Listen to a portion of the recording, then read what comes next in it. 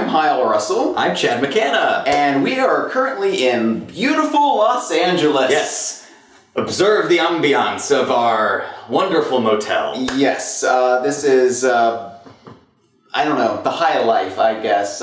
We wish we could take you for a tour, but we've got other pressing things to get to. Yeah, that's 30-ish seconds you would never get back. Yeah, so, we are in Los Angeles for E3 right now, but as you can see from our shirts, we are here to talk about Sea of Thieves, because a few weeks ago we had the opportunity to play Sea of Thieves before anybody else at Rare headquarters in Twycross. Yes. So we have some first impressions to share with you today, and basically we're just going to blabber about the game. We don't have...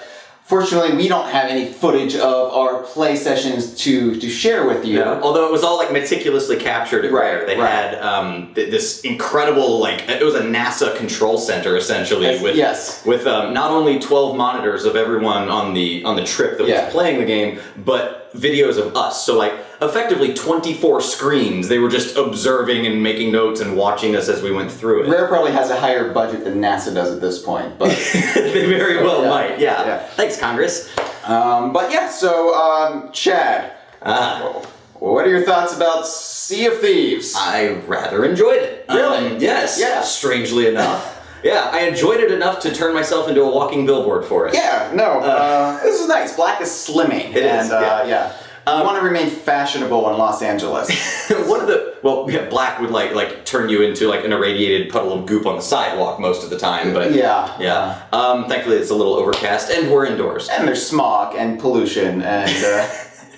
That's a protective barrier above the city. And I think somebody in our adjacent hotel room is smoking meth, so you've got a nice thick cloud right now. So I'd expect nothing less from LA. One of the cool things about Sea of Thieves, and one of the reasons we wanted to sort of wait until we were together here at E3 to talk about it, was that as we played it, we all sort of started to realize that it was...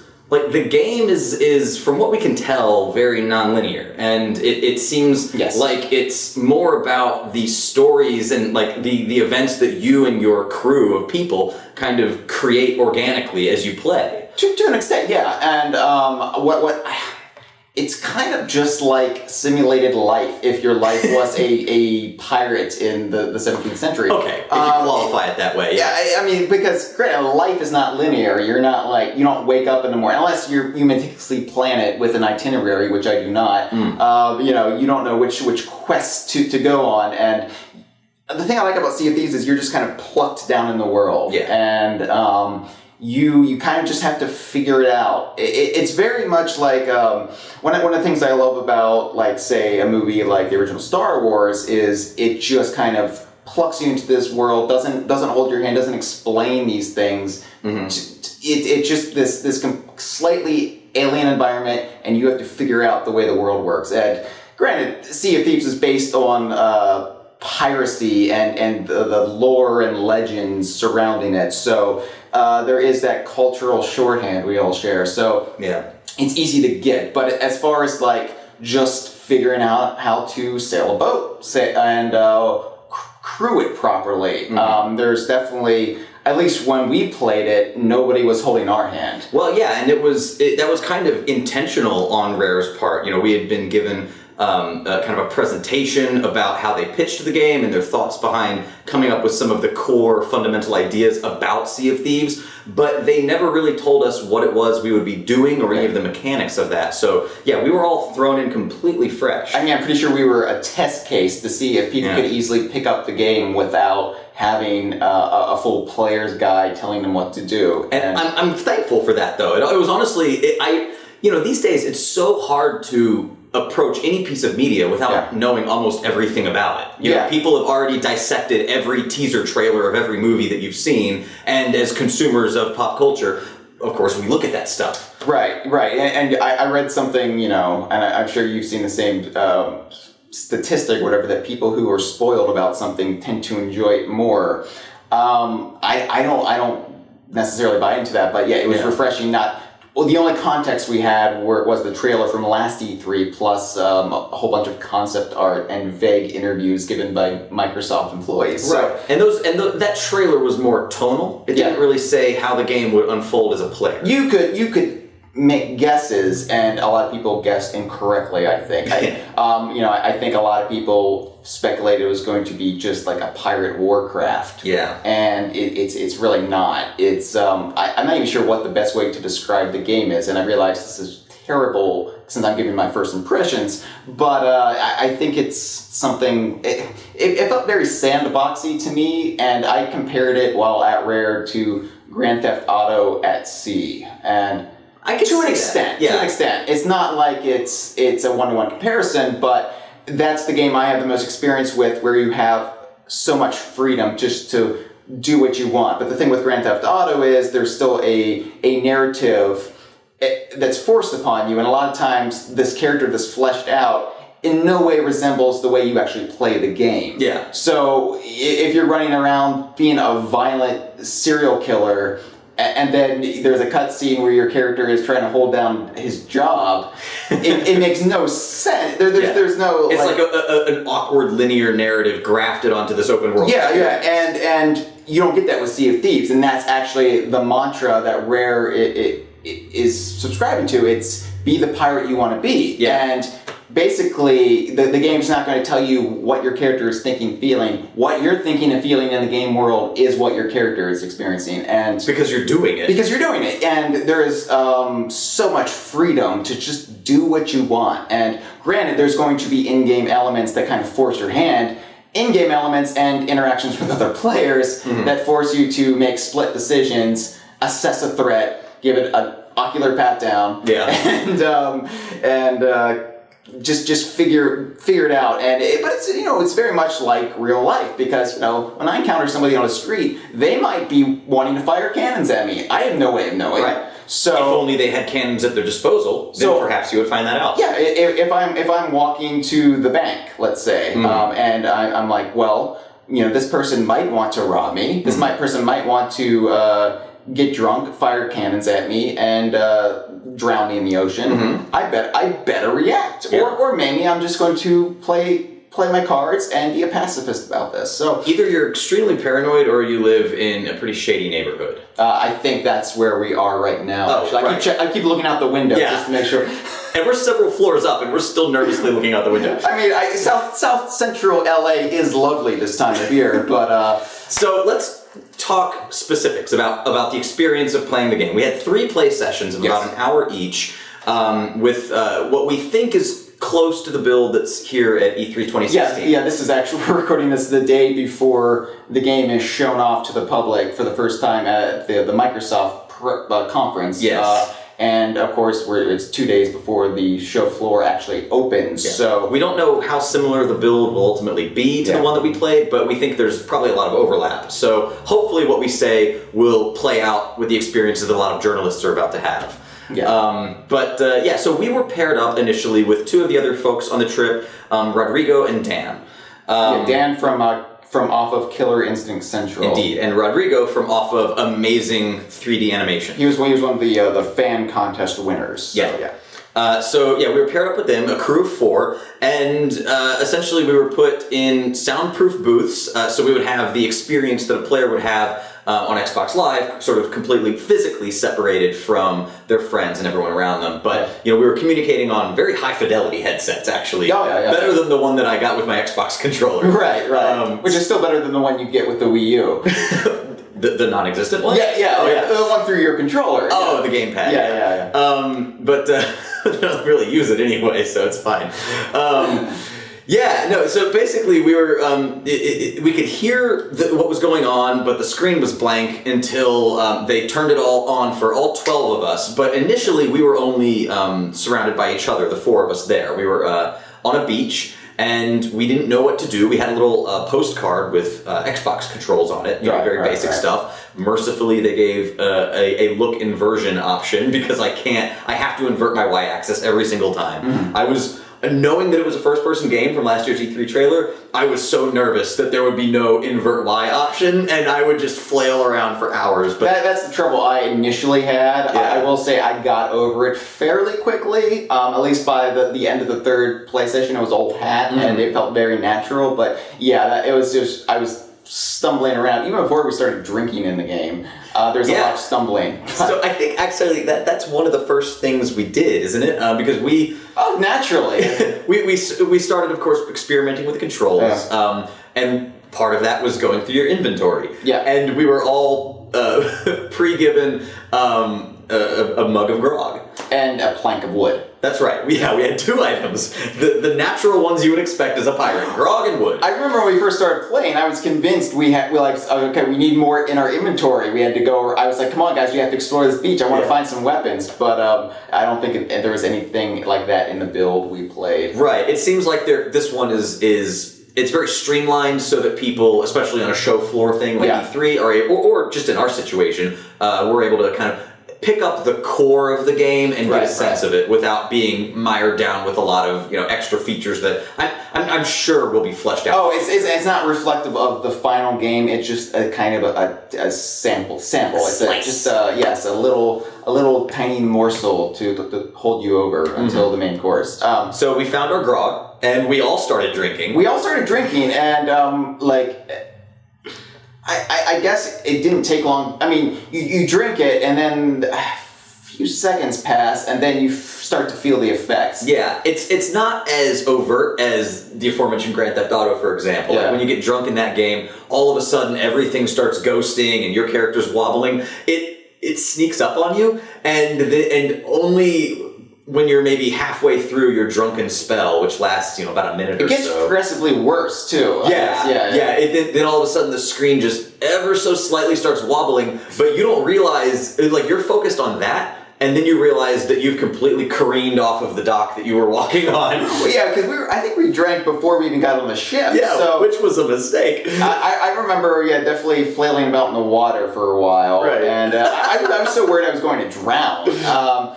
But eventually we all got on the ship. Yeah, now granted, we drank quite a bit more after that in our various play sessions. Yeah, but we kept coming up with excuses to drink. Every little milestone that we hit, we raised the anchor, time for a drink. And it should be pointed out, at least in the build that we play, that drinking serves no benefit whatsoever. It's just there to get drunk, which... Yeah. It's fun in real life, and it's fun in the game. That's a weird thing. It's like, you want to, you just want to kind of numb your senses sometimes, even in this video game world. And this is not a healthy message for children. Well, I would hope children are not listening to DK Line. Okay, fair enough. Okay. Yeah. Children, turn it off.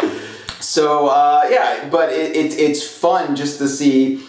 Oh, this is it's going to create trouble for you, and it did create trouble for us quite a few times. But you just can't help yourself. It's part of the experience, and even without consciously thinking about it, I felt a need to sort of roleplay as a pirate.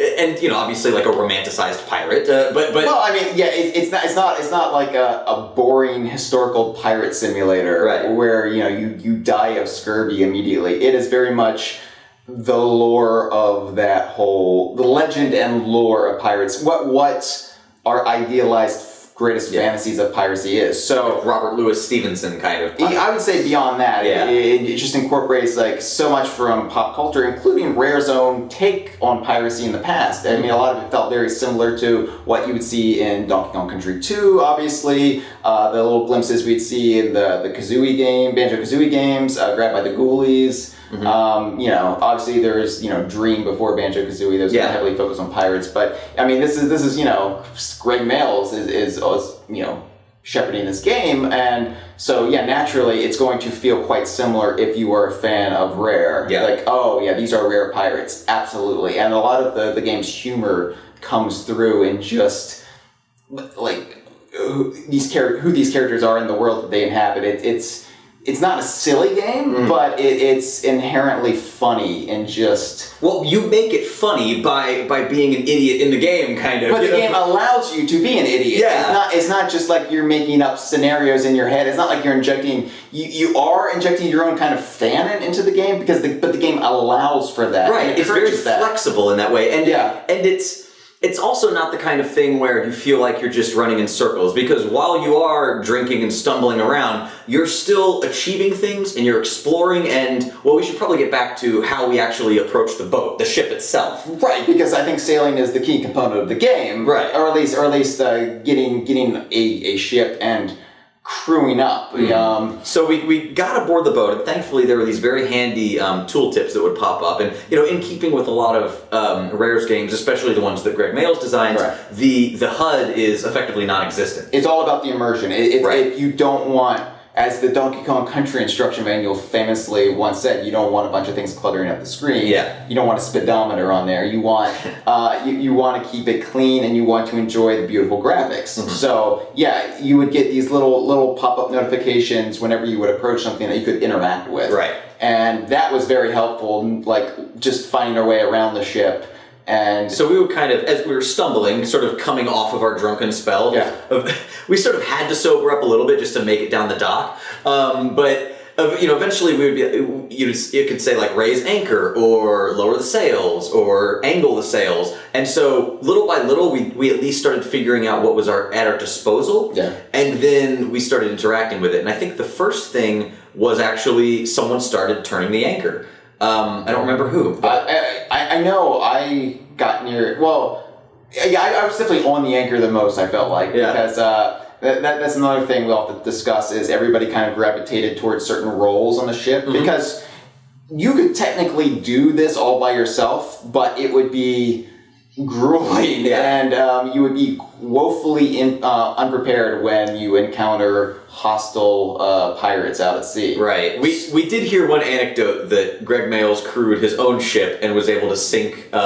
He was able to sink a ship that was crewed by 4 people. I would hope he would be that good at his own game. But yeah, I think the first lesson that you learn about collaboration on the ship though is raising the anchor, because you can raise the anchor by yourself, but it's going to be much quicker if more than one person gets on the capstone, which is what they call the anchor raising doodad. Capstan. Capstan. Yeah. Capstan. Whatever. Yeah. You say tomato, I say tomato. But, we got a book of nautical lingo, and we're trying to learn it so that we can speak in a more informative way. Right. Because that was the hardest thing. Is like get to the front of the ship. Well, what's the front of the ship? Like it's on the right. From whose perspective? Yeah. You need to know aft, stern, port, starboard. Yeah. You don't need to know it for the game, but just to communicate with everyone. I kind of hope Rare does release like just a cheat sheet for that, just so you can get into the proper spirit of the thing. Right.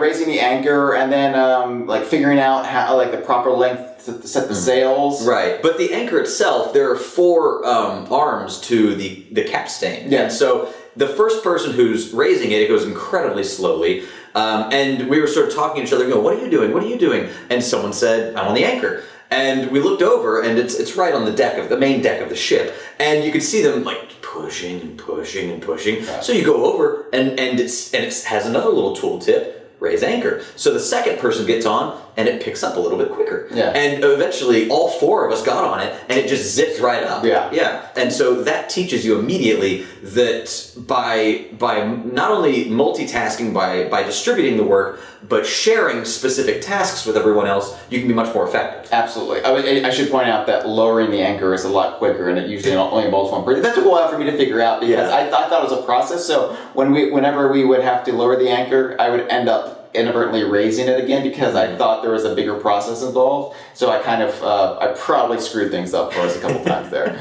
That was a pretty advanced mechanic actually that we'll probably get to later. Involving lowering the anchor. Listen to us. We're going to give you some exclusive tips for this game you haven't played yet. Yeah, you'll beat all the other journalists at E3 if you are a journalist at E3.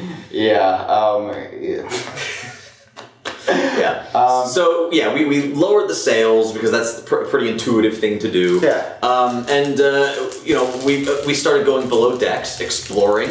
I think I might have been the first person to take the helm, but we also realized there's a crow's nest at the top of the ship. Right.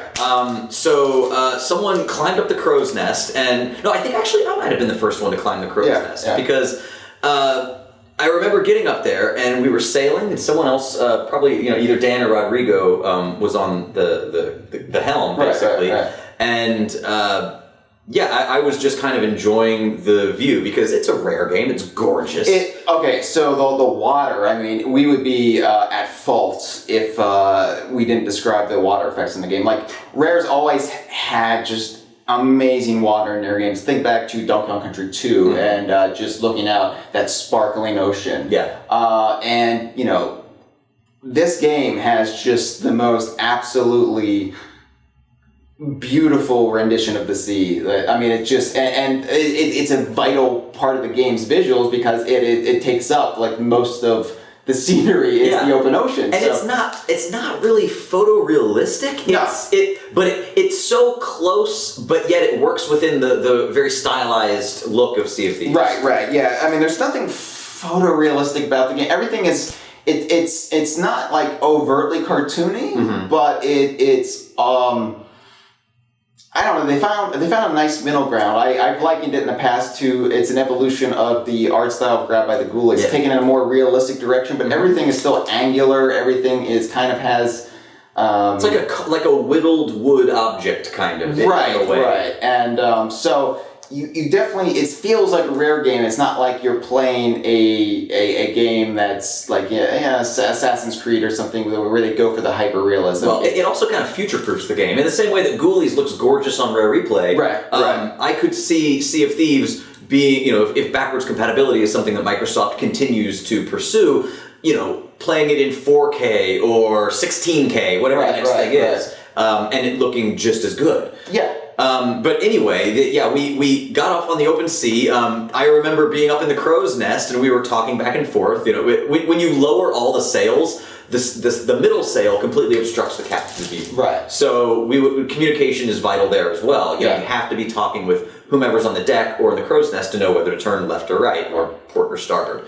But I started drinking because I was drinking. Also, you're Chad McKenna, and if you have access to alcohol within a square radius of like 50 miles, you're going to somehow find it. I've settled down in the last few years, but yes, as a general rule. I was just kind of drinking some grog, and then all of a sudden I'm plummeting because I wasn't touching the control stick at all. But your character, not only do things get wavy, but you're physically stumbling around kind of without your knowledge, and I stumbled right back off of the crow's nest. You think these pirates would be able to hold their alcohol a little bit better?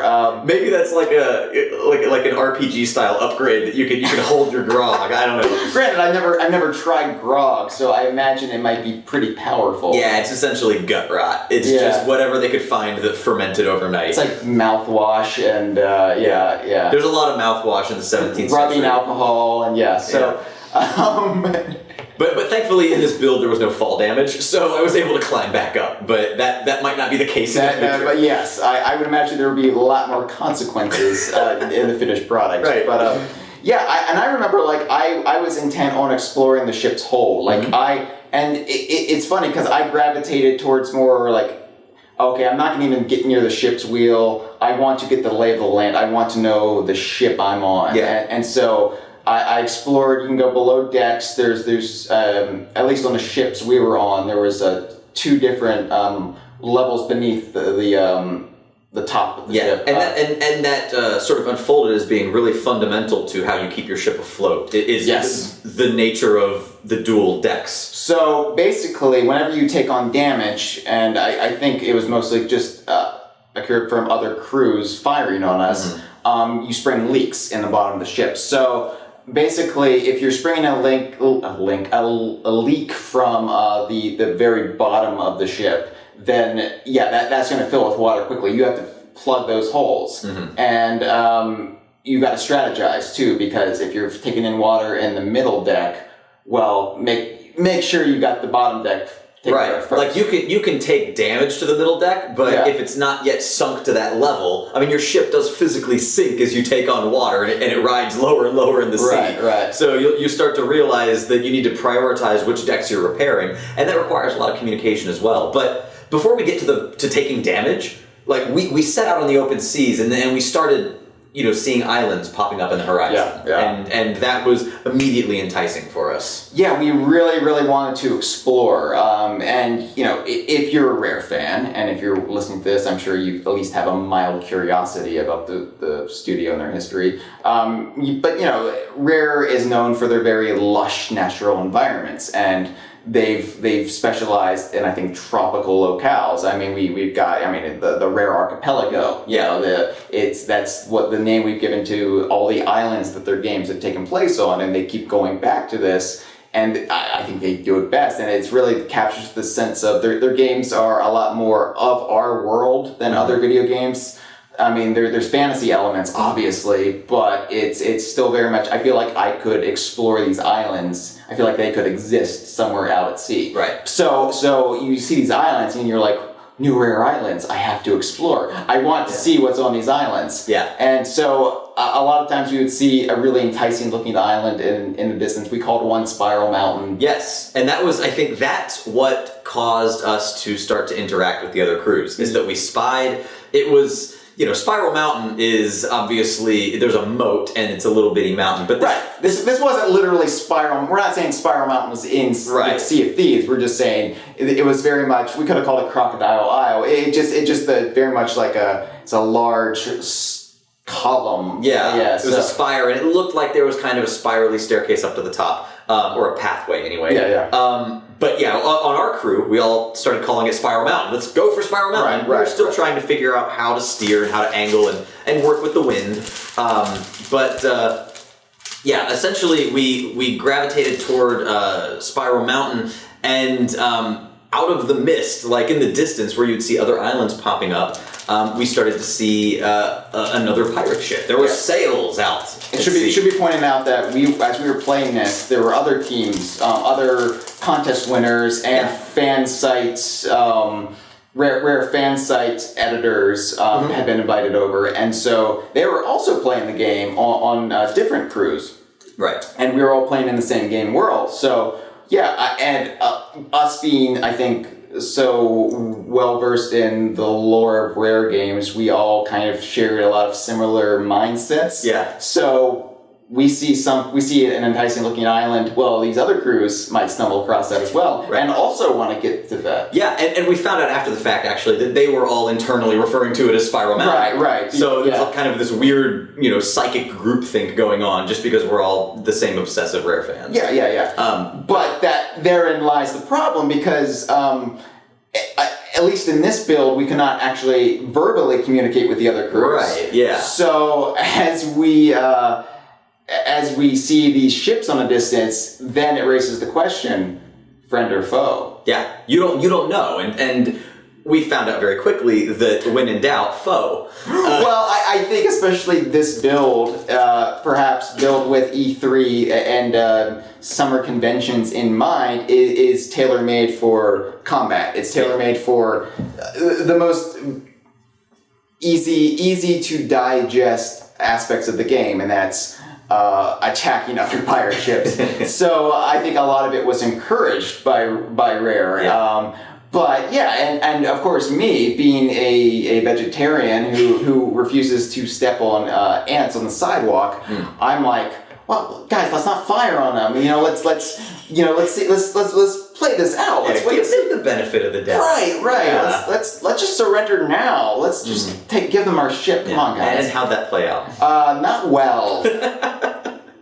So one of the things that you immediately figure out when you start to be fired upon is that, because the cannons are facing off of the sides of the ship, you need to sort of strategically align yourself in parallel with your target. You can angle the cannons a bit, but we were still sort of figuring out the way to control the ship most effectively. Yeah. So we were positioned sort of head on, and our enemies had us parallel to them, and they were just obliterating us.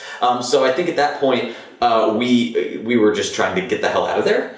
We kind of cut and run initially because we were kind of caught, with our pants down. Yeah. You can't take your pants off in the game that we know of. It not in this. Not version. yet. Yeah, and hopefully that mechanic is introduced before the final release, or at least it'll be a great DLC. But so I mean, I want to be the pirate I want to be, and maybe my pirate just eschews pants. Yeah. Perhaps you're in a nudist crew. Can we be a nudist crew when we? We'll talk about that later. Maybe. Yeah. We don't know. I'm not even talking about the game at this point. You're just going to be sitting at home naked. I'm sure your fiance would love that. Yeah, you know what? She knows what she's getting into. She puts up with a lot. Yeah. So. So we cut and run, but then that also encouraged us to we got to figure out a battle plan, guys. We got to figure out the next time we see a ship, what are we going to do? And so at this point, I'm concerned about I was on anchor duty. I was plugging holes at that point because we took on damage, and so I quickly figured out how to patch holes, and I liked that because I felt useful, and you want to feel useful on the crew. You don't feel like dead weight because that's the worst feeling in the world, and your crew could kind of turn on you, and there could be consequences for that. Yeah. So it's very much proving your worth while also forming a bond with this team, and of course Chad and I have known each other for 17 years, but. Dan, we'd only known for a year. Rodrigo, we had just met the previous day. So there was a lot of, feeling each other out while also feeling the game. And it was kind of cool to kind of build this relationship. And we only had hour play sessions each time. Right. So in just a short amount of time, you already feel bonded to these people, especially as it progresses and you figure things out together and you experience the game world and you start to, I was reading something the other week about, I forget the author, but he was saying how people who are in the army, for example, they build these bonds and then they leave the army and they go back to civilian life and it's just feels like something's been taken from them, and how human nature instinctively is in our DNA to form tribes and have this mentality of you being part of a greater collective whole, and we've lost that in modern society.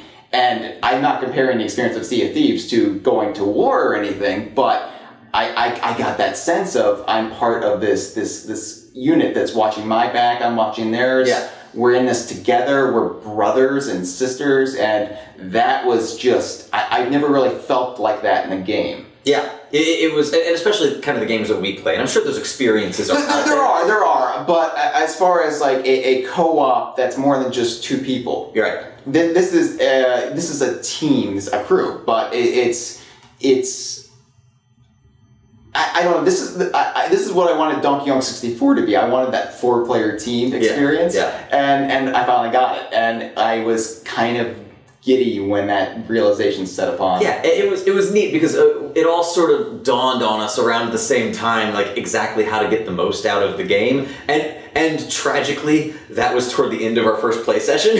So, but we picked it up very quickly. Probably within 8 minutes, we were sailing the ship, and we figuring out how to effectively fire on other ships gave us a little bit of confidence back. Yes, and then we kept circling around Spiral Mountain, though, because we didn't want to lose sight of it. So that taught us how to sail against the wind and things like that. So and navigation, too, figuring out, for example, at night, the North Star, you can see it. That's right. So if you know what that bright star in the sky is, follow that for a north bearing. Yeah, at one point, someone, when I was on the helm, someone was telling me to go in a cardinal direction. I said, there are not directions in this game. And then they said, look up. Yeah, and that was me. That was you. Yeah. Behind the gorgeous nighttime aurora that was in the sky. Right, which I'm not sure if the Caribbean is known for its aurora borealis, but it was a heavy solar flare year. Oh, okay. Yeah. There you go. Yeah, they come lower and lower, Yeah, there's an explanation for everything. Sure. That magnetosphere, we don't need to get into it. But it was neat how, I love a game that doesn't just give you a tutorial, that sort of elegantly exposes the mechanisms of the game to you and let you kind of figure them out on your own. And that's what this game was through and through, at least what we played of it. Yeah, and so that was, essentially we just got the hang of it, and we were all like salivating to really go at it, and then the light turned red, and we were yanked out of the room. it was like being pulled out of the universe. It was like you've been tethered into this alternate reality, and it's so immersive. You completely buy into it. You are a part of this world, and then to have the red light come on, and then you just get yanked back. Right. And you're just like, there's this cognitive dissonance. It's like, wait, what? Yeah. What? And we talked about it in the conversation, but the trip at Rare, it was so jam-packed with like things to do and see and discussions that it felt really long, but the moments in which we were playing Sea of Thieves evaporated. Time flies playing this game. Yeah. And I am almost nervous about what it's going to do to my life when it comes out, because as somebody who will be newlywed, it's going to effectively destroy my marriage. Well, as we said, she knows what she's getting into, so you've got a leg up. She didn't know about Sea of Thieves. That's true, you're under NDA until now. So yeah, our second play session, we were the two of us were paired up with two folks from Rare, Cameron Thomas, who's on the community team, and Shelley Preston, who's one of the designers of the game. Right, so two people who are intimately familiar with the game. Right. Shelley in particular, I would say. Yeah. So it was kind of intimidating to be on the crew with them, because we didn't want to look foolish. I didn't want to look foolish, at least I can't speak for you. But I was a lot more timid initially, I remember that we spawned inside a tavern that time, and so obviously, what are you going to do when you spawn in a tavern? We started getting plastered. Right, and they encouraged it though. They did, yeah. But then, of course, that forced us to stumble around the docks trying to get to our ship for about a minute and a half. Meanwhile, the other crews, I'm sure, were eschewing such foolishness and going right at it. Absolutely. So we set sail, and of course they were a lot more experienced, and but I think eventually we got our bearings, and I remember like that play session was exclusively focused, at least that was the directive from Rare, on sinking other ships. Right. Yeah, they wanted sort of a competition between all the groups to see who could sink the most. And right, which as somebody who wants to explore the game world, I'm just like, oh, because I want to get back to that island. I want to see Spiral Mountain. I want to walk the jungles. I want to. Those jungles are so like lushly realized. Seriously, despite the fact that I knew how limited our time was, I would just stop in front of a bromeliad and look at it like, that's a really waxy texture. That's amazing. Yeah, and there's going to be a lot of that playing the game, and I can't wait to have more than hour sessions with it, so I can kind of soak it all in. And as somebody who loves nature, I think I will be doing a lot of that if my crew permits me. I could see there actually being crews that gravitate towards that, and they sort of adopt more of a naturalist style. Yeah. They just go out and sort of document everything, and as opposed to digging for treasure. Although they might have to hide from marauders if they come upon. But that was another kind of cool thing, by the way. How the other crews would just sort of emerge. Did you ever play this PlayStation title called Journey? What's a PlayStation? It was a game that sort of takes place in a desert. It's very stylized. There's no dialogue, but like when I first played Journey, it's effectively the hero's journey told wordlessly. Is this the one with Steve Perry or? No. That slightly predates this one. Okay. Although this game does have fabulous music, much along the lines of the Journey you're thinking. Right. I mean, I never stopped believing in Robin Beeland's soundtrack. Yes. No, I mean the other Journey, which I think won a Grammy for being. Okay. But anyway, I'm still doing the thing about Journey the band. There's too many Journey threads going on right now. Okay. I'll just let you talk then. So, in that game, you encounter another character like yourself, and when I was playing it, I didn't know it was an online game, and I just thought that was really kind of weird, random AI, but I realized that was someone who had played through this narrative several times and was sort of showing me the ropes and leading me through. And while that's not necessarily the style of encountering another pirate in that they'll show you what to do, it seemed like, I don't know, this is how it will act on Xbox Live, or if it was just our controlled build, but it felt like that crew just sort of emerged from the distance, and maybe up until that point, our games weren't communicating with each other, but then all of a sudden, there you are, like crossing paths with someone who was just out there in the ocean.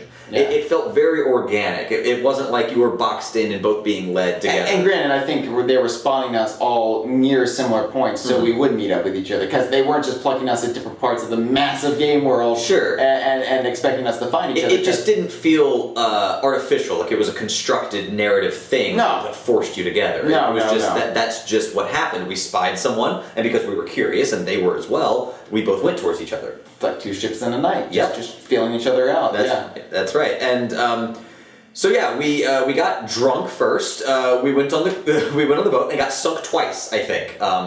Initially we got sunk. Yeah, we were terrible initially. We were still like drunk and then a little hungover. But and that's the thing. We were drunk and we got fired upon, and we couldn't do anything about it. Like I remember trying to get to the cannons, and it was just. Oh, and that's the thing. It's not just you stumbling. Like I tried to take the wheel when I was drunk, and I was like. Yeah, it affects everything. It's not just movement. So, good luck with that.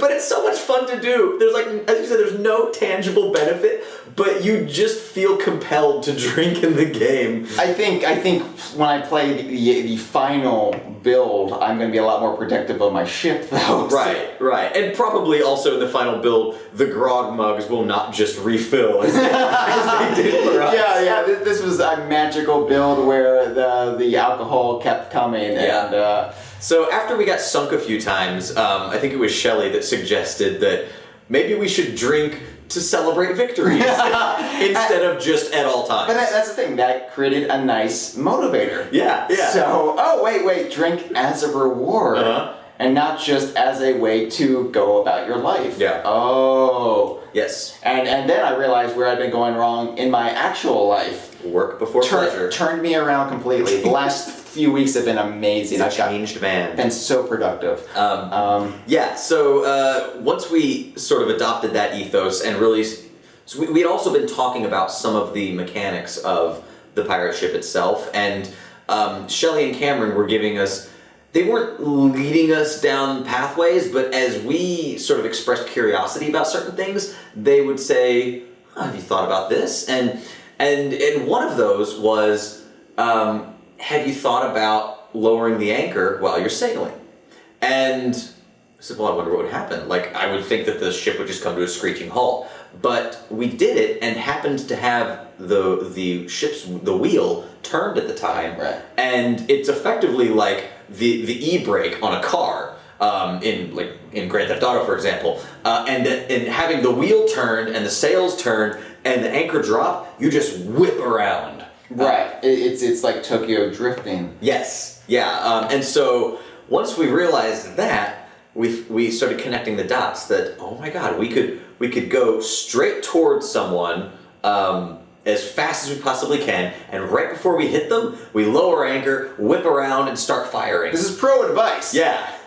You don't have to call a game counselor for this. We're giving it to you for free here on YouTube. And thankfully, I don't know which group it was, but they had mired themselves on a shoal of rocks. And so, yeah. So I think wasn't that Steve McCorkle's group? I think it was. Yeah. And so we felt so bad and so guilty, but we were laughing the entire time because we just pulled up right beside them as they were trying to get themselves off of this rock, and we just obliterated them. And in this build, you have unlimited cannonballs. I don't know if that's going to be the case in the final build. Yeah, everything was kind of replenishing itself. I imagine it's going to be a lot more consequences and thought rather than just unlimited cannons. Yeah.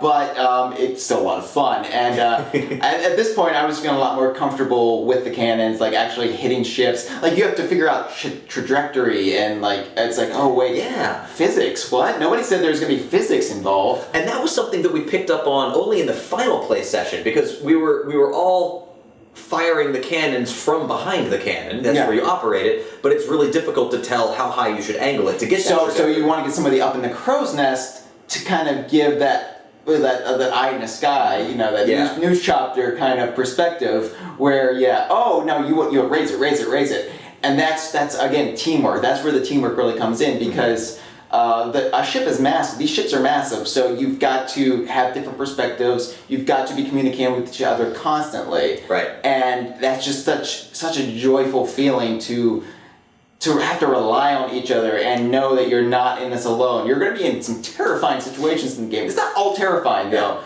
There's different moments, the wheel of human emotion. There's moments of serenity, there's moments of joy, there's moments where you're laughing your ass off. Frustration, there's moments of anger and but I remember like sailing at night, and this is a bit of a tangent, but we were sailing at night and you would hear these noises. And it was just like these you don't even know, are they whales, are they some sort of sea beast? Something off in the distance, kind of echoey, like whale song a little bit. And then the thing, but it was something, it wasn't just like, I don't think it was just something layered into the game's sound effects, because it kept getting louder. It was like approaching us, and we were like, well, we gotta get out of here. Right. Like, I don't want to see what this thing is. Lower sails. So there are moments where you're just like confronted with some sort of Lovecraftian horror, and we didn't see we didn't see anything, but I'm just assuming we're like those Sasquatch hunters in the woods, where we just hear noises and we just assume it's a Sasquatch. Of course, because what else could it be? Right, it smells grassy. So, look at this. Something obviously lays down here. I'm trying to find hairs up here.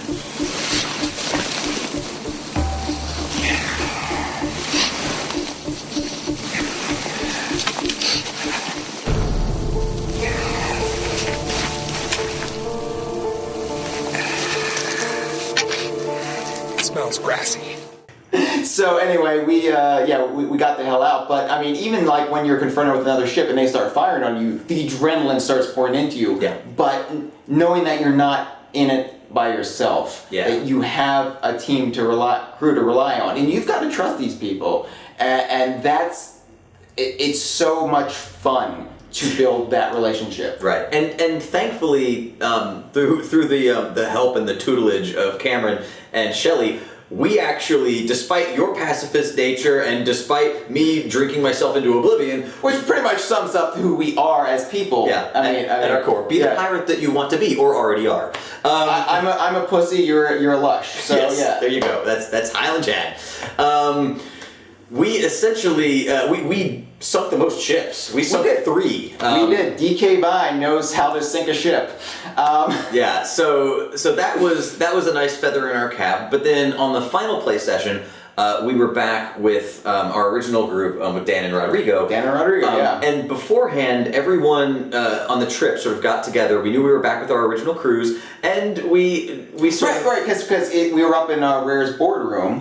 Sorry, I'm dropping names here. We were in Rare's boardroom. Yeah, well, it's still, but it was sentient. It had googly eyes. Thanks for looking at a presentation inside me, guys. But anyway, so we were all able to convene at the table and kind of discuss what we wanted to do as coming together as separate crews, and we all wanted to get inside a tavern and drink together, right? We essentially had a parlay before we ever got in the game. It was going to be a toast of good faith and companionship out at sea. We were all in this together, at least initially. And it was at Spiral Mountain, because we had all identified that as sort of a landmark that we could all make our way towards. We knew that we could sail, in sort of a circular fashion for long enough that we would all eventually spy it. Right, so this was the great Sea of Thieves play first peace accords. Yes. We all agreed we were going to lay down our swords, which we didn't have swords in this build, so lay down our cannonballs, and we were going to meet, have a drink, laugh, and explore. And if you think we might be underscoring the fact that we all agreed to this a bit too heavily, just wait. Because we did all agree to this. We did. Now, we didn't sign anything, but it was a verbal agreement, which is binding by law. Among gentlemen and gentlewomen pirates. Anyway, and initially, that's what happened. We, I don't know if all the crews got in, but there was a lot of pirates together. And it was cool to see, like, the game support all these characters played by other players on the screen at once. So you like outside the tavern that was on Spiral Mountain. And by the way, this is first person, but you can still see everybody else's character. Yeah. So it was just this coming together, and it was just like, oh, I wonder who all these people are, you know. And there were 3 huge galleons that were parked at including ours. Including ours. And so this is, we all got in there, and we basically all started drinking, or at least so we thought. Well, no, I think I saw the other crews drink. No, what they were doing, I found out after the fact, they were just looking up and holding their grog, but they weren't actually drinking. So did they all decide to double cross us behind our back? Yeah, I don't know if they talked about it, but that's what happened. But why did they single us out? I think they were just going to take advantage of who was the most trusting. So, Sea of Thieves. Basically, Dan, Rodrigo, Hyle, and I, we get plastered in the tavern, and we think so are they. The idea was we would all drink, and then we would go explore Spiral Mountain together. So we started stumbling through the lush wilderness, trying to make our way up the mountain, laughing because we're falling over the rocks, and it's a very vertical climb, and we can't do it. We're having fun, and then we realized, it's just the 4 of us. And we heard cannon fire. So we make our way back to the beach, starting to sober up by this point. And a little bit. Yeah, and not only do we see the other 2 ships departing, but we see our ship sinking.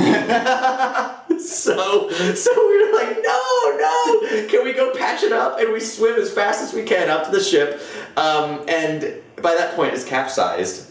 I don't know if we actually made our way into it, but I climbed on top of the hull as it was turned upside down and immediately slipped off. And I think thankfully the folks watching us at Rare, they had like a respawn button that they could press whenever something like that happened. So they did, and we wound up a few islands away with a fresh ship. But at that point, we were seeing red, and we wanted our revenge. We sought it out, and we took chase, and we found them almost immediately. It didn't take long, and I think we just started firing on them. Yeah, well, we chased them for a long time because they turned on each other as well. Yeah, because they weren't to be trusted. They agreed to turn on us first, but then they just decided to just screw each other over. Yeah. So it turned into this like 3-way pirate chase. Like we were all in a procession chasing the person in front of us, and the front ship was just like fleeing into the distance. Yeah. And it turned into a bloodbath. Because eventually people started turning. But I remember at one point we had the anchor mechanic down, so we were kind of talking to Dan and Rodrigo, who I think had also figured it out on their teams. And then at that point, I think Rodrigo was up in a crow's nest giving us directions on how to fire the cannon. Yeah. Dan would be up on the stern, I want to say. Stern is that front? It's the pokey thing. Let's say stern. The pokey thing. It's not a mizzen mast. The pokey thing. The pokey thing. On the pokey stick. Yeah. He was out on the pokey stick, and you were at the wheel. Yes. And I was on cannon, anchor, and hold duty. Yeah, and that's really when we kicked into high gear, and we were actually the most effective crew that we had ever been. And at that point, when everything started clicking in our heads, I think the 4 of us just had this like huge aha moment, and we just got into it. We started like singing songs, and we started there's this sense of merriment. Yeah, and I remember like you and Dan were mostly on the deck. Like you guys were a unit, and Rodrigo and I were a unit because he was navigation and I was helm. But the 4 of us were all communicating. Right, so you guys, I'd be like asking, one of you, what's off the port. Rodrigo had a huge lay of the land, so he could see everything. But you guys were there on the bottom, so that you could see more. From that perspective, it was just incredible. And then you could go below decks and see if there's anything that needed to be patched. And then every time that I saw the damage was becoming extensive or had the potential to become extensive, I was like, all right, guys, we got to get down here. I need more people on this. Help me out. And then so we would all just kind of chip in where need be. Obviously, somebody had to stay up on the wheel.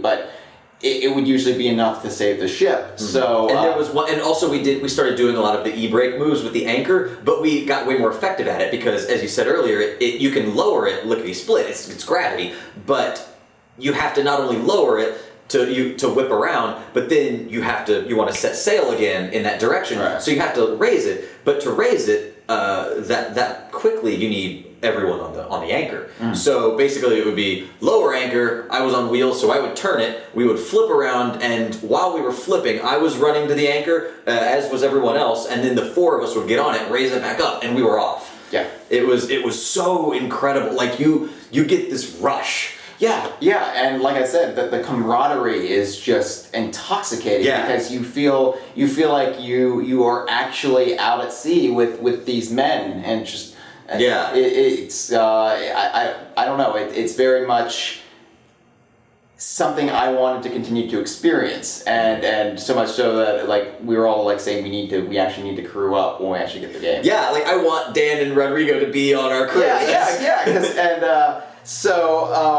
But anyway, so we ended up I remember slaughtering those who wronged us initially. Let that be a lesson to you. Eye for an eye. But then at a certain point, they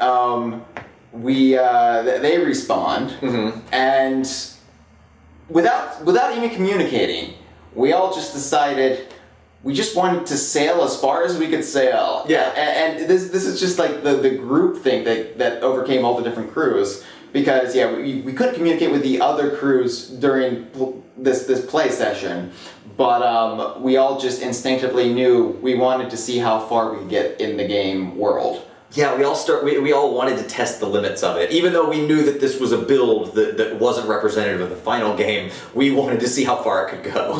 So we just sailed. And so you had, it was at least 3 ships altogether just sailing in like 1-1-1. Yeah. It was almost like we had an armada at that point. Sort of, yeah. I mean, we could turn each other at any moment. Right, but whenever you're in cannon range, really. Yeah. So we were keeping just outside of cannon range. Right, we still didn't trust each other because we still didn't know what the other 2 crews were up to. Right. And I don't even know where there was another crew at that. No, there's just 3. Just 3. Yeah, 3 crews of 4, 12 people. Gotcha. Okay. So so it was just kind of. And keep your distance, but I think they're just sailing too, guys. Well, that's what we want to do. Okay, let's just go for it. So at one point, whereas I think the people monitoring us, they were just like, well, they're getting too far. Like, we don't want them to see this far out. Let's just reset them. And also, I think by that point it was a lot of open ocean, and they probably wanted us to see more interesting things like on the islands. Right. And there's we had a limited time to play. And I was hoping they would just say, screw it, just let them stay all night long and play the game, whatever. We'll let them lock up. So finally, when we respawned, the last thing we did, we started looking for interesting land formations to find and to look at, and we found one. We spawned on an island that was very interesting, and I remember there was a dead skeleton that had a ship's navigation wheel embedded in his sternum, essentially. Dan found that first and called me over, and I think Rodrigo came and saw it, and we were just kind of examining this and marveling at it. And they said, "Oh, that's cool." But we got in our ship and started sailing away. Unlike the trailer, though, no skeletons came up and attacked us. Right. Yeah, that didn't happen. We didn't face any combat in any non-player generated combat. Right. Obviously, if the trailer is to be believed, there will be some NPC enemies. Looking forward to that. Yes. That's going to help flesh out the game world and give it texture. But. But so we sailed off, and we were having some trouble because we were going against the wind, and so we kept kind of trying to maneuver the ship and maybe zigzag and figure out how to make headway. And then we saw another island that looked like it had some really cool trees on it after probably about 10 minutes of sailing. Right. It's funny, it sounds like we're stoned. Oh, there's some really neat trees over there, man. Let's just go look at nature, man. Yeah. So we turned and we went to look at nature. You can't get stoned in the game, as far as I know. As far as we know. But maybe that's going to be like a future DLC pack. Who knows? We eventually made our way to that island. We were also testing how close we could get without running aground and damaging the ship. So there were all these little things that we were toying around with and trying to get right up until the edge and getting better and better at. But yeah, we got off, ran over there, looked at the greenery, and then someone noticed a skeleton with a conspicuous ship's wheel embedded in his sternum. Right. And we realized that we had gone in a giant circle all the way back to our spawn point without realizing it. Yeah. I guess navigation is still something we have to figure out, especially during the day when we don't have a North Star to guide us. Right. Yeah, so... it was a lesson learned. And then we were ripped back out of the game because our hour was up. And then that was the last time we were able to play it, which made us incredibly bitter and hateful towards Rare. Of course, yeah. And we burned the place to the ground. No, we're here at E3 to get more hands-on time with Sea of Thieves. Right. It was, we played it for like 3 solid hours while we were at Rare, and I just want more and more and more. It was a game that it like haunted me afterwards because I kept thinking about it, and it was weird because I'm used to, when I play a game, I'm used to owning it and being able to come home to it, and so to have this one of the most fun gaming experiences of my entire life, and I've been gaming since my parents' old wood-paneled Atari, which they got at a yard sale or something. Like 87? No, that was like early 80s.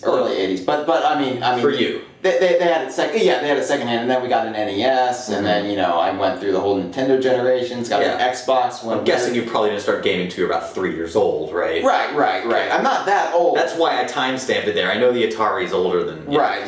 It had wood paneling, which I love that aesthetic. We had a station wagon like that. Yeah, we had a microwave. A wood-paneled microwave? Yeah. All right. Yeah, and... it's the style of the times. Yeah, and of course, on Sea of Thieves, your ships are wood paneled too. They are, yeah. So it's got that retro 70s kitsch. 1770s, but of course. So anyway, we I completely lost my train of thought. No.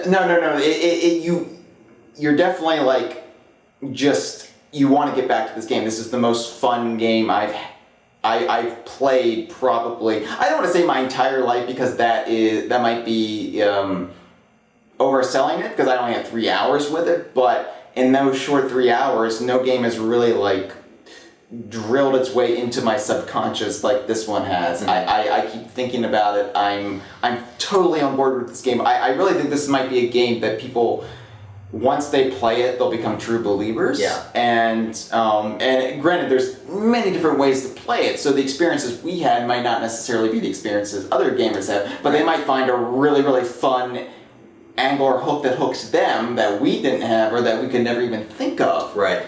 And I really am just enamored with this game. I really think Rare has, in the pantheon of Rare games, there's a few games that really just kind of changed everything. Donkey Kong Country, GoldenEye, have really had an effect on the industry. I think Sea of Thieves could be one of those games. Right. And I really think Microsoft thinks so too. So I think it seems like they're putting out their best and brightest to promote this thing. Yes. So well, not us. I'm talking about the professionals. No, we're here as representatives of DK by. Yeah. Like I don't want you guys to think that we're shilling for this. This game. is not like meant to be a promotional piece. We No. just want to tell you guys how we felt playing the game because it's an experience that not only do we want other people to feel, but I think that the more people that play it, the better our experience will be because we very well may encounter you out there in the world. That's the thing. Like I've heard it compared to an MMO, but I think Grand Theft Auto Online might be a closer. I don't know. It's hard. We don't really know the structure of how online interactions will go. That's kind of to be determined, or at least to be announced. We don't really know. Right. But yeah, it's a game that the only reason we're showering this much praise upon it, and then we want to do a video like this, is because we really, really like it. Yeah, and we're excited about it. And we would have been excited about the game regardless had we not had this experience, but getting to actually play it kind of changed everything. Well, yeah, it confirmed for us that this is not only a game that's worth playing and worth being excited for, but this is what a modern Rare game Yeah, should be. yeah. I know there's this desire among a lot of the old school Rare fan base for them to get back to something they've done before, and Make a new X. Right. And granted, I would like to see new iterations of those games as well. I mean, we're DK buying, damn it. But at the same time, I wouldn't want to be deprived of the new directions they could go. And I think it would be like saying no to Donkey Kong Country because you wanted more Battletoads. Right, exactly. It would seem silly. And granted, I mean, Rare has been promising us this game is still going to be steeped in Rare lore. There's going to be Easter eggs, cameos maybe, but they're not confirming what is actually in the game. So as a Rare fan, you shouldn't be worried that it's going to ignore the history. It's not trying to I guess sail away from what Rare was. It's still embracing that. It's just giving you something new at the same time. Yeah, it's got a sense of humor. It has that Rare feel. It's not just a boring pirate simulator with human characters without googly eyes. This is not Oregon Trail in the open seas. Which, granted, I would love Oregon Trail on the open seas. That would be I don't know why they never made a sequel to that game that switch it up like that. Yeah. You just kept going west. Yeah. Well, because all the headstones would sink. Right. You couldn't just settle in Oregon. You just wanted to keep going west. Right, that was your passion. Yeah. So, yeah. Yeah. You tar it and you ford the ocean. But I really hope to see now a modern day Oregon Trail reboot. But no, I mean, Sea of Thieves is, I think, going to become my life when it comes out, and we were really going to get behind it on DK Vine because I think this touched our souls in a very inappropriate way. I would say it was thoroughly appropriate and welcomed. I was really, really happy with. I don't know what the statute of limitations are for soul touching, so I don't know what. How long has it been since we were at Rare? 3 weeks? Yeah. Yeah, okay. They're probably in the clear. Okay. It was. I didn't really know what to expect going into it, but not only did it hit all those points I was hoping for, I've very recently come to Minecraft, and I know one of the but that's I think it's a close-ish comparison to the things that really engaged me about Minecraft, the kind of the sense of exploration and establishing your own goals and coming to them. Yeah. Hey, it's in the Microsoft family. Shut up. Those things, while I didn't want it to just be a pirate Minecraft, and it's not that, those fundamental elements, those things that engage you as a human, were definitely present in Sea of Thieves, and that's something that I was really happy to see, on top of being layered in with the Rare polish, the Rare sense of humor, the fantastic Rare visuals and music. It's a completely immersive package in the way that we've never seen come out of Twycross. Yeah, and it's a Rare game about piracy. It explores one of the most prevalent themes that Rare has come back to again and again in full glory. It's not just a side element or aesthetic texturing over the game. It is fully immersive in that world. And this is a game that when I saw announced at E3 last year, I was like, oh, of course. I guess I've always really wanted them to explore this in full detail. But actually playing it, I'm like, oh, well, I guess this is the game I've been waiting my entire life for. And I don't know what else to say about it. Yeah, this is if we were not Rare fans and we came upon Sea of Thieves, we would become Rare fans, and I really think this is going to bring in a lot of people who aren't in that fan community now. Yeah. And that's what's so exciting is because the bigger the community, the more fun that we're all going to have together. Yeah, this is going to be a big deal, and if it's not, then we've got problems, internet. But don't let us down, internet as a whole. We sank the most ships. We can sink you too. We probably can't. You'll probably all be better than us at this game. No, I mean in real life. Oh yeah, well they could stop watching and then we would just disappear. That's not the way it works. We're never going to go away. They've been trying for 17 years. Yeah. But so any final thoughts on Sea of Thieves? If you're skeptical, I understand that, but reserve your skepticism until you can get some hands-on time with it. Check your privilege. That's not what I was saying at all. Hashtag not all pirates. Not all pirates. That's right. No, it's shut up. It's basically the kind of game that I could see appealing not only to rare diehards, but to people who are just looking for an interesting game to play with their friends and family, and have a fantastic time. And I hope that we can encounter that cross section of people as we play it. And it's funny. Thinking back, like Viva Pinata, it was one of Rare's prominent successes on the Xbox platforms, I would say. But one of the things that game did was it brought in new people. It brought in new fans who were introduced to Rare and the Rare sensibilities through Viva Pinata. And I hate to generalize and stereotype, but a lot of girlfriends and wives came into Rare, I think, through that game. There was just something fundamentally appealing about it. Sea of Thieves is going to have the same effect. It's going to bring in new kinds of people into the fan community, new diehards who just discover what a Rare game is, what makes them so special to this very day, and it's going to hook them. And I think this is... If this game doesn't have broad appeal, then I just give up. I'm done. I'm done with gaming. I'm done with the games industry because fuck you. Whoa. I'm a pirate. My pirate name is Cussin Russell. Oh, that's true. He's true to his name. Yeah. This is Mad Chad, by the way. Yes. We got pirate names from Greg Mails. Greg. So that is canon, and two types of canon, I guess. Yeah.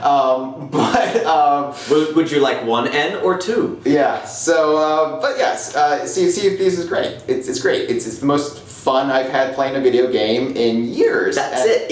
It's great. It's good, fun. Clean fun. It's good, clean treachery, and it teaches you how to be a horrible person. And really, I mean, that's a pull quote. It's good, clean treachery. That's amazing. It's like if it's 2016 here in the States. It's a political season. If our brand of scoundrelism has got you down, then this game will be a refreshing break from that, and that it's scoundrelism from 2 or 3 centuries ago. It's got this old school charm. There's escapism in it, but you're also right there in the trenches, in the ship, and you're the one going through all of this and creating your own experience. And that might sound intimidating if you're used to a more linear narrative, but Hyle, you don't play this type of game often, and you took right to it. Well, I like games that inspire my creativity, and Rare's always done that, even in their more linear traditional games, because they always hint at the broader world. So of course I come at it from a world building perspective. Oh, what are the connections? There's a reference to something that happened long ago in this game. I gotta jot that down and think about that.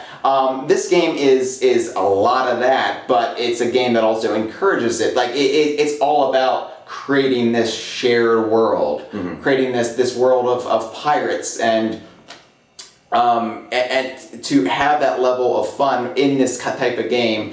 That's where it gets me, at least from the outset. But there's just so much more than under the deck, I guess. I could sit here all night and praise just the 3 hours we played, and I'm not going to do that because I really want to play more of it at E3, and we'll probably have to shut up at some point. Yeah, but just look forward to Sea of Thieves. It's worth it. We had an absolute blast in more ways than one. That works 2 ways. Yeah, that was sad. That's what you call a pun.